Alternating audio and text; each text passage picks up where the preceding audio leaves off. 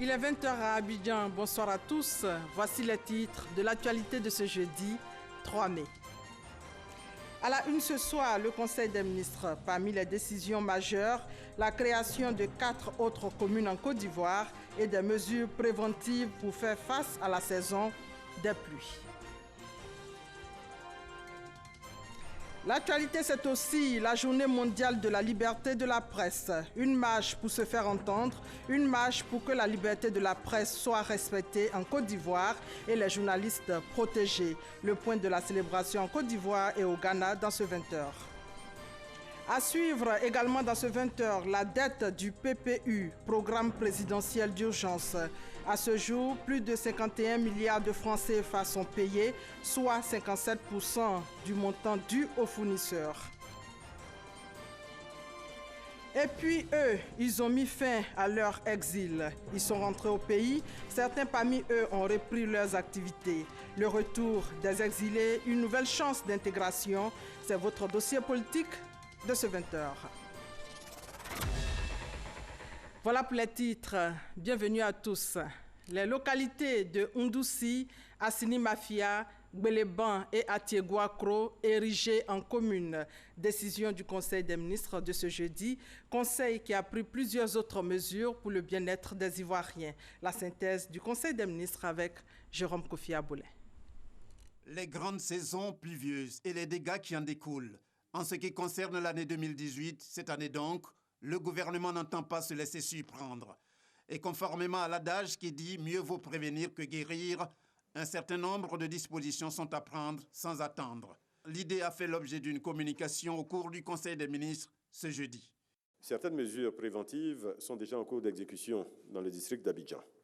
Il s'agit notamment de travaux de curage d'entretien des ouvrages primaires de drainage, notamment à Bobo, à Cocody et à Koumassi, et des opérations de libération et de sécurisation des emprises et des exutoires des ouvrages d'assainissement et de drainage, ainsi que des travaux d'urgence de construction de canaux de drainage des eaux pluviales sont prévus pour le district d'Abidjan, mais également pour certaines villes de l'intérieur du pays, notamment Anyama, Daloa, Dembokro, Korogo et San Pedro. Le Conseil a instruit le ministre de l'Intérieur, l'ensemble des ministères concernés, à l'effet de recenser tous les sites susceptibles d'héberger temporairement les sinistrés éventuels en cas de forte pluie, de repositionner des moyens d'intervention pour assurer les secours et d'équiper le centre de gestion interministériel de crise. Le Conseil s'est aussi préoccupé de la commercialisation et l'exportation illicite des produits agricoles tels que le café, le cacao et l'anacarde, pour ne citer que cela. Pour le Conseil, il n'y a pas autre alternative que de poursuivre ceux qui s'adonnent à ce genre de pratiques. D'où le projet d'ordonnance de répression pris en conséquence. Face à la menace extrêmement grave que constitue l'exportation illicite des produits agricoles et la fraude en matière de commercialisation des produits agricoles pour l'économie nationale, cette ordonnance prévoit des sanctions particulièrement sévères en vue de juguler justement ces fléaux. Ainsi, à partir de maintenant, toute personne qui se livrerait à l'achat, à la vente, au stockage, à l'écoulement ou à la distribution hors des frontières nationales de produits agricoles, notamment le café, le cacao, le coton, l'anacarde et l'EVA. Donc toute personne qui ferait cela sans agrément risque une peine d'emprisonnement allant jusqu'à 10 ans et une amende pouvant atteindre 50 millions de francs CFA, en plus de la confiscation des produits et des moyens de transport ayant servi à commettre l'infraction. À noter également l'information qui porte sur la communalisation de 4 autres villes de la Côte d'Ivoire. Il s'agit de Ndoussi, d'Assini Mafia, de Gbeleban et d'Atiegouakro. Le Conseil a adopté un décret portant création de 4 communes et déterminant leurs ressorts territoriaux. Ce décret érige, conformément à la loi numéro 2012-11-28 du 13 décembre 2012 portant organisation des collectivités territoriales, les chefs-lieux des départements d'Atiegouakro, de Gbéléban, ainsi que les chefs-lieux de sous-préfecture d'Assini-Mafia et de Ndoussi. En ce qui concerne Ndoussi, par voie de conséquence, le décret modifie le périmètre de la commune de Tia-Salé, dans lequel était précédemment incluse la localité de Ndoussi.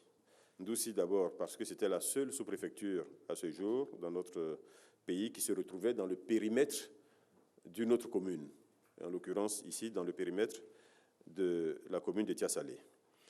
Ensuite, pour Gbéléban et Atiéguakro, ce sont les seuls chefs-lieux de département qui n'étaient pas communes en Côte d'Ivoire. Donc cela permet d'uniformiser en faisant de ces chefs-lieux de département désormais des communes. Et enfin, en ce qui concerne Assini-Mafia, vous savez que ce n'est plus tellement une localité rurale, c'est une localité avec de fortes potentialités touristiques, avec un grand nombre d'habitations qui en font désormais pratiquement une vraie ville. Donc il s'agit de permettre à cette localité d'être gérée comme telle. 4 nouvelles communes qui voient donc le jour. Avec leur création, le nombre de circonscriptions communales en Côte d'Ivoire passe désormais à 201. En bref, le président de la Sierra Leone arrive demain ici même en Côte d'Ivoire. C'est une visite de travail et d'amitié de 48 heures de Julius Maada Bio. Visite qui débute demain pour prendre fin le samedi 5 mai. Deuxième titre de ce 20h, la célébration de la Journée mondiale de la liberté de la presse. En Côte d'Ivoire, les journalistes se sont rassemblés devant la maison de la télévision pour une marche pacifique pour marquer la journée qui pour eux est leur fête de l'indépendance. Le principal thème cette année est médias, justice et état de droit, les contrepoids du pouvoir. Le point de la célébration avec Serge Kolia. Grand rassemblement des acteurs des médias et de la presse ce jeudi 3 mai 2018 à l'occasion de la Journée internationale de la liberté de la presse célébrée partout dans le monde. La matinée débute par une marche qui prend son point de départ devant la RTI, la radiodiffusion télévision ivoirienne. Les participants vont sillonner les principales artères de Cocody Centre avant de revenir sur leurs pas au stade de la haute fréquence de la RTI. L'objectif de cette journée de la vie de tous les acteurs présents est d'amener l'opinion nationale et internationale à comprendre l'importance des droits des journalistes et acteurs du secteur des médias et de la presse. Pour cette 25e édition, le thème retenu est « Médias, justice et état de droit, les contrepoids du pouvoir ». Pour le président de l'UNJCI, l'Union nationale des journalistes de Côte d'Ivoire, Moussa Traoré, la liberté de la presse est un principe sacré qui fonde le journalisme. Avec cette nouvelle forme d'agression contre les journalistes qui est apparue, maintenant ce n'est plus le pouvoir public qui agresse les journalistes, mais des populations qui agressent les journalistes. On a eu 2 cas flagrants à Bloquet et à Williamsville où les gens se sont attaqués à des journalistes. Nous estimons que ça à nous de mettre dans l'esprit des populations que nous sommes leurs protecteurs. Si vous cassez votre protecteur, si vous cassez votre bouclier, en tout cas, vous êtes foutus. J'aimerais donc remercier les autorités. Nous avons une nouvelle loi sur la presse, chers amis. Je pense qu'elle est bonne. On entend beaucoup de choses. Mais désormais, nous n'irons plus au tribunal pour aller libérer des journalistes. Ça, c'est une avancée que nous devons saluer. Le directeur de cabinet du ministre de la Communication, de la Poste et de l'économie numérique, André Apété, a pour sa part noté les actions du gouvernement au profit du respect des droits des journalistes. Au nom du directeur général de la RTI, Abiba Dambélé, directrice des journaux d'information, a salué l'engagement des acteurs des médias à la tâche quotidiennement pour informer les populations. Célébration de la liberté de la presse ici à Abidjan, mais c'est le Ghana qui a abrité la cérémonie officielle cette année. Plus de 700 participants à Accra, dont la Côte d'Ivoire. En fait, le Ghana est en tête de liste en Afrique en matière de liberté de la presse, selon le dernier rapport de l'ONG Reporters sans frontières. Quelle est la recette du Ghana? Élément de réponse avec notre envoyé spécial, Franck Quadio. Accra, capitale du Ghana, le 25e anniversaire de la Journée internationale de la liberté de la presse, célébrée ici. Plus de 700 participants, au nombre desquels la Côte d'Ivoire a venu s'inspirer du modèle ghanéen, premier pays en Afrique et 23e dans le monde en matière de protection de la liberté d'expression des journalistes. C'est la marque qui a des choses à apprendre ici. Donc nous sommes venus humblement observer, écouter, regarder et voir comment nous pouvons transférer une partie des bonnes pratiques ici, dans notre pays, de façon à assurer une plus grande liberté à tous ceux qui aujourd'hui font ce métier difficile de la presse en Côte d'Ivoire. La recette, selon le ministre ghanéen de l'Information, l'autonomie totale des acteurs de presse.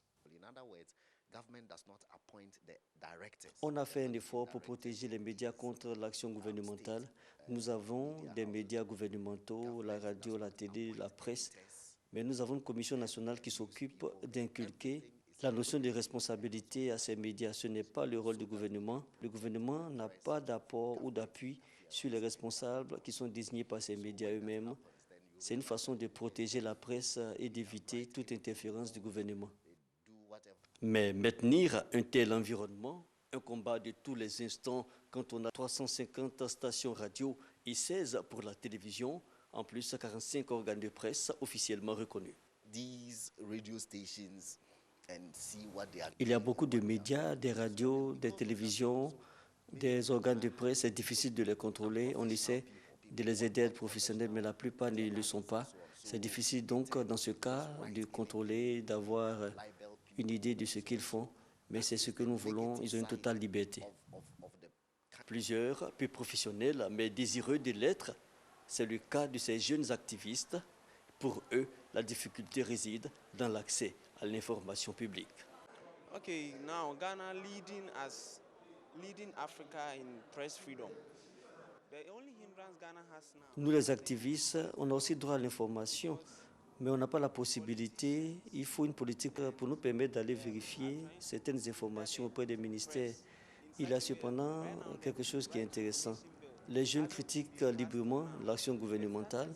Cela même encouragé, mais la Commission nationale insiste sur la responsabilité. Et lorsqu'il est question de reprendre les journalistes, c'est cette commission-là qui agit indépendamment du gouvernement. Ça, c'est une bonne chose que nous apprécions. La Journée internationale de la liberté de la presse au Ghana, une organisation conjointe avec l'UNESCO, le thème « Médias, justice et état de droit, les contrepoids du pouvoir ». Autre actualité ce soir, l'Agence comptable centrale du Trésor a fait le point de ses engagements du 17 avril dernier concernant l'appurement du PPU, programme présidentiel d'urgence. À ce jour, plus de 51 milliards de francs CFA sont payés, soit 57% du montant dû aux fournisseurs. Avec ce montant, 77% des fournisseurs ont été honorés. La suite avec Noël Niagno. À ce jour, un montant total de 51 milliards 819 millions 417 506, soit 57% du montant dû, a été payé à 77% des fournisseurs créanciers de l'État concernés par cette opération, dont 2% de ce montant au profit de la DGI pour le relèvement des impôts. Voilà le point de l'engagement de l'État, engagement pris le 17 avril dernier devant les créanciers. C'est dans le cadre du paiement de la dette du PPU, programme présidentiel d'urgence. Ce paiement est effectué sur les dotations budgétaires mises en place pour la clôture du PPU, avec une précision. Ils sont en ligne alors avec les engagements financiers extérieurs de l'État de Côte d'Ivoire. 17 avril, 30 avril, soit moins de 2 semaines après, il ne reste plus que 202 fournisseurs à payer sur les 357. Pour ces créanciers-là, l'agent comptable central du Trésor rappelle. Pour les 202 dossiers restants, il faut souligner qu'ils sont en instance de traitement, soit chez l'ex-coordonnateur du PPU, soit auprès des services auditeurs que sont l'Inspection générale des finances et le BNET. Pour complément d'information avant transmission pour paiement conformément à la procédure de validation arrêtée. Autre point à l'ordre du jour de la rencontre avec la presse, le paiement de la dette intérieure. Ici aussi, l'État a honoré ses engagements. L'État restait devoir aux fournisseurs des EPN un montant de 8 133 263 194 francs arrêtés durant la période complémentaire. Depuis le lundi 23 avril 2018, ce montant que l'État devait a été payé aux fournisseurs des EPN. En poursuivant sa politique d'apurement des dettes, quelle que soit leur nature, l'agent comptable central précise. Tous les mandats qui ont fait l'objet de prise en charge auprès des comptables généraux ont été entièrement payés. Donc nous pouvons affirmer ce jour que l'État central et les projets cofinancés ne disposent pas de reste à payer au titre de la gestion 2018. Bonne gouvernance oblige, la Direction générale du Trésor de la comptabilité publique va visiter tous les postes comptables dès le 7 mai prochain avec une feuille de route. 1. S'assurer que pour la gestion 2017, les comptables ont effectivement payé les fournisseurs. 2. Faire le point de la dette flottante au 30 avril 2018. Finalité de toutes ces rencontres, enrichir davantage l'État parce que, dit-on, qui paie ses dettes s'enrichit.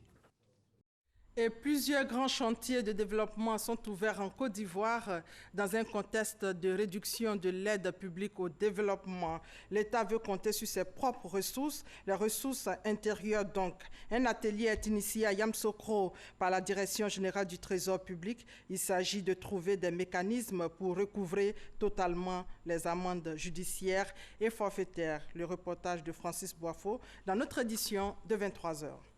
On revient sur cette affaire de fraude au guichet unique automobile en images. Cette fois-ci, c'est le procureur de la République, Richard Adou, qui était face à la presse cet après-midi. Dans son point, 3 personnes sous mandat de dépôt à la MACA et 15 interpellations. Nous y reviendrons largement aussi dans nos prochaines éditions. Et puis, il y a un réseau qui s'adonnait à la production de fausses pièces administratives. Le réseau de 4 individus a été démantelé. De faux documents, du matériel informatique et de nombreux cachets ont été saisis. Le point avec Olivier Iriebi et Moussa Konaté. 3 semaines de traque, 4 faussaires dans les filets de la police. Ils ont été mis aux arrêts mercredi par le service des investigations et du contentieux de l'Office national d'identification. Fin de parcours donc pour ces individus qui s'adonnaient à la production des faux documents administratifs. GESCO, cité Eden, où nous avons une descente hier autour de entre 20h et 21h. Nous avons pris l'essentiel du matériel. Des ordinateurs. Sur la mémoire des ordinateurs, nous avons trouvé des documents qui avaient été déjà finalisés, donc prêts à être livrés, et en même temps aussi des documents qui étaient là, qui n'étaient pas encore prêts. Nous procédons par des infiltrations. Nous avons aussi des indices avec lesquels nous travaillons qui nous permettent d'avoir des informations assez fiables. Dans le district d'Abidjan, comme à l'intérieur du pays, le service des investigations et du contentieux mène des actions de lutte contre la production de faux documents d'identité. Face aux dangers liés aux pratiques des faussaires qui menacent le bon fonctionnement de l'administration, le directeur de l'état civil et de l'identification de l'ONU invite les usagers à la prudence. Les malfaiteurs, lorsqu'ils ont été interrogés, ils ont dit qu'effectivement, des personnes se présentaient à eux et qui sollicitaient des récipients d'enrôlement qui les délivraient. Mais c'est en pure perte. C'est le lieu donc ici d'appeler les Ivoiriens à ne pas avoir d'intermédiaire lorsqu'ils veulent faire des demandes de carte nationale d'identité ou d'attestation d'identité. Le service des investigations et du contentieux est rattaché à la direction générale de l'Office national d'identification. Il a été réactivé en 2016 par son directeur général, Konaté Diakalidia. La lutte contre la fraude dans l'environnement des titres d'identité est pour lui une préoccupation majeure. Depuis 2017, ce sont plus de 70 individus impliqués dans la production de faux documents qui ont été déférés devant les tribunaux. 20h19 et c'est l'heure du dossier politique. Un dossier consacré au retour des exilés. Ils avaient quitté la Côte d'Ivoire au plus fort de la crise post-électorale. Ils ont décidé de rentrer après l'appel lancé par le chef de l'État. Certains parmi eux ont repris leurs activités, d'autres vaquent à autre chose. Ces ex-exilés ont décidé de se mettre à la disposition du pays. Ils prônent désormais la paix et la réconciliation. C'est le dossier politique de ce 20h, signé Abou Sanogo.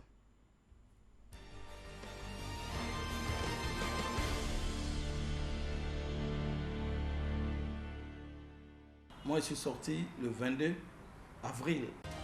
J'étais en exil au Ghana. Au plus fort de la crise post-électorale en 2011, plusieurs Ivoiriens majoritairement proches de l'ancien régime ont pris le chemin de l'exil. Évariste Yaki, Kwasundri Ferdinand, connu sous le nom de Wachak Djebou, Nado Clément, tous membres de l'ex-galaxie patriotique, ont fait l'expérience douloureuse de l'exil. L'exil est tellement difficile que je ne le souhaite même pas à mon ennemi. Parce que se retrouver dans un pays où votre premier adversaire, c'est la langue, vous êtes confronté à la réalité de la vie. On est mieux que chez soi. On a vu des gens qui dorment même le sol dans les camps, qui se font piquer par des serpents. On a vu des gens qui sont malades, qui sont décédés par faute de moyens. Et la solidarité n'était pas de mise. L'exil, c'est une prison. Vous arrivez dans un pays, un environnement que tu ne maîtrises pas. Il fallait s'adapter à la langue, il fallait s'adapter à la culture. Il y avait beaucoup de situations que nous ne maîtrisons pas. Donc nous avons vécu dans des conditions de précarité. Être détaché de sa femme, de ses enfants, c'est difficile. En exil, ils ne manqueront pas de le souligner, retrouver leur pays en toute quiétude était l'une de leurs préoccupations principales. Ils finissent par saisir la main tendue du président de la République, Alassane Ouattara. Les différentes démarches, les différentes délégations que le gouvernement ivoirien a menées vers les réfugiés, et les propositions du HCR et autres, nous ont amenés à comprendre qu'il est bon d'entrer ce soir. L'environnement de 2010, 2011, où nous quittions le pays, pour être très honnête, les choses avaient évolué. Et puis, il y avait eu des gens par vagues progressives, il y avait des réfugiés, des exilés qui étaient retournés au pays. Et on a senti, on a suivi leur vie. Donc ça nous a encouragés. C'est une fois au Ghana, pendant mon exil, après son discours mémorable du président Alassane Ouattara, il a dit une phrase qui m'a touché. Le président a dit « Je tends la main à mes frères du FPI et de la LMP. » Pour moi, je venais de prendre rendez-vous avec une issue favorable de mon retour en Côte d'Ivoire. Des cadres du Front populaire ivoirien ont également répondu à cet appel. Rentrés au bercail, ils doivent faire face à leur réinsertion ou leur réintégration. Certains retrouvent leurs activités. Les fonctionnaires, notamment Kadé Bertin, reprend la craie à l'école normale supérieure. Kakoubrou, connu sous le nom de Maréchal Kabé, aujourd'hui lieutenant-colonel aux affaires maritimes. Parmi ceux qui n'étaient pas fonctionnaires, beaucoup ont repris leurs activités. On tient quand même avec quelques petites affaires que nous faisons. On essaie de tirer les choses, de tirer nos épingles du jeu. Parce qu'à la réalité aussi, il faudrait que nous puissions démontrer aux gens qu'en exil, on a appris aussi des autres peuples. Nous avons créé notre société qui existe et nous avons commencé à nous battre comme tous les Ivoiriens. Mais nous sommes hommes politiques, nous sommes restés toujours dans la politique. Nous avons décidé de militer dans un parti. Et ça n'engage que moi. Je suis militant du Rassemblement des Républicains. Mais tout n'est pas rose pour les exilés de retour. Mais on ne perd pas espoir. En revenant 6 années après au pays, c'est un Ouattara qui n'a plus rien, qui retourne au pays seulement parce qu'il a cette volonté de venir recommencer sa vie, reconstituer sa vie. Ils sont rentrés par vagues successives. Selon le ministère de l'Intérieur, 96% des Ivoiriens qui sont sortis du pays sont revenus. Cela grâce aux actions du gouvernement, notamment les missions de la ministre Maria Toukoni dans les pays limitrophes. Aujourd'hui, tous les Ivoiriens rentrés d'exil s'engagent à être des ambassadeurs de la paix et de la réconciliation. Il est important que les enfants de Félix Houphouët-Boigny que nous sommes, nous puissions nous asseoir pour nous parler franchement. L'Ivoirien nouveau doit transcender son moi, son être, son orgueil pour pouvoir avancer dans les traits de l'émergence. Il faut que nous-mêmes, notre discours, le ton et puis notre façon de voir les choses change. C'est en mettant de côté nos égos qu'on avance. Et c'est pourquoi moi j'ai décidé de revenir au pays. Lui a quitté la Côte d'Ivoire depuis 2011. L'artiste Paul Madis était proche de l'ancien régime. Ex-membre du collectif des artistes patriotes, il a mis fin à son exil. C'est un peu difficile parce qu'il y a eu un passé. Donc c'est normal que les gens se méfient. Je veux dire aux Ivoiriens que ce pays, c'est notre seul héritage. C'est notre bien commun. Si la quasi-totalité des exilés est rentrée au pays, on en retrouve encore en Afrique, en Europe, voire en Amérique. Mais l'amour du pays n'a jamais cessé de les habiter, à l'image de Hawa Stallone qui n'exclut pas un retour au pays. Ce pays ne peut que nous enseigner ce que le père fondateur Houphouët-Boigny nous a légué, la paix. C'est pour cela que nous, à notre niveau, nous essayons de multiplier toutes les actions de paix. Pour l'Afrique, bien sûr, ce n'est pas pour notre pays que nous n'allons pas le faire. Voilà. Donc moi, je les encourage à rentrer. Et nous, il faut aller à la paix. Mais bien évidemment, il faut rassurer. Il faut rassurer les Ivoiriens, il faut rassurer ceux qui sont encore hésitants. Donc nous autres, si d'autres rentrent, et que vous vous rendez compte que les autres ne sont pas rentrés, mais comprenez qu'ils ont un autre problème qu'il faille certainement régler. Nous devons pouvoir mettre tout en œuvre pour que ceux qui sont déjà en exil puissent tous rentrer. Il est important que les acteurs même puissent aller chercher ceux qui existent. C'est très important. Il y a des Ivoiriens partout, au Tchad, au Niger, même en Europe, il y a des exilés. Le retour au pays reste une préoccupation majeure pour le président de la République Alassane Ouattara. Il n'a d'ailleurs pas manqué de lancer un appel récemment lors de son message, il y a quelques jours, à la célébration de la fête du travail. Le retour des exilés, une nouvelle chance d'intégration, c'était votre dossier politique de ce soir en 6 minutes 30, signé Abou Sanogo. Toujours au chapitre politique, la secrétaire générale du Rassemblement des Républicains RDR a reçu des cadres du MFA, le mouvement des forces d'avenir. La délégation du MFA était conduite par Siaka Ouattara. Les échanges ont porté sur le parti unifié et la cohésion au sein des partis politiques membres du RHDP. Moussa Konaté pour plus de détails. Des cadres du MFA, Mouvement des forces d'avenir, chez Kandia Kamara, la secrétaire générale du Rassemblement des Républicains. La délégation est conduite par Siaka Ouattara. Au menu de la rencontre, la question du parti unifié et la cohésion au sein des partis politiques membres du RHDP, le Rassemblement des Oufouettis pour la démocratie et la paix. Nous voulons un RHDP fort et cela passe par la solidité des partis qui sont membres du RHDP. Donc nous leur avons demandé de tendre la main à tous les militants et à toutes les militantes du MFA, à refaire la cohésion au sein du MFA, pour le bonheur du MFA, mais aussi pour le succès du parti RHDP. Aujourd'hui, aller à un parti unifié, c'est quand même apporter la paix, la cohésion et le développement à la population ivoirienne. Nous sommes là pour encore dire merci au RDR et dire merci à tous les partis membres du RHDP qui sont en train de travailler à race-pied pour pouvoir aller à la mise en place du parti unifié. Siaka Ouattara annonce également la présence du MFA au 4e congrès extraordinaire du RDR le 5 mai prochain. Et le président du comité d'organisation du 4e congrès extraordinaire du RDR continue sa tournée de mobilisation. Il était dans les communes d'Anyama et de Koumassi. Objectif, mobiliser les militants du parti à œuvrer à la création du parti unifié. Nous y reviendrons. Les faits marquants de l'actualité dans le monde. Première destination, Madagascar, où le ministre de la Défense appelle à trouver une sortie de crise. Laurence Achaud, Sidonie Davila.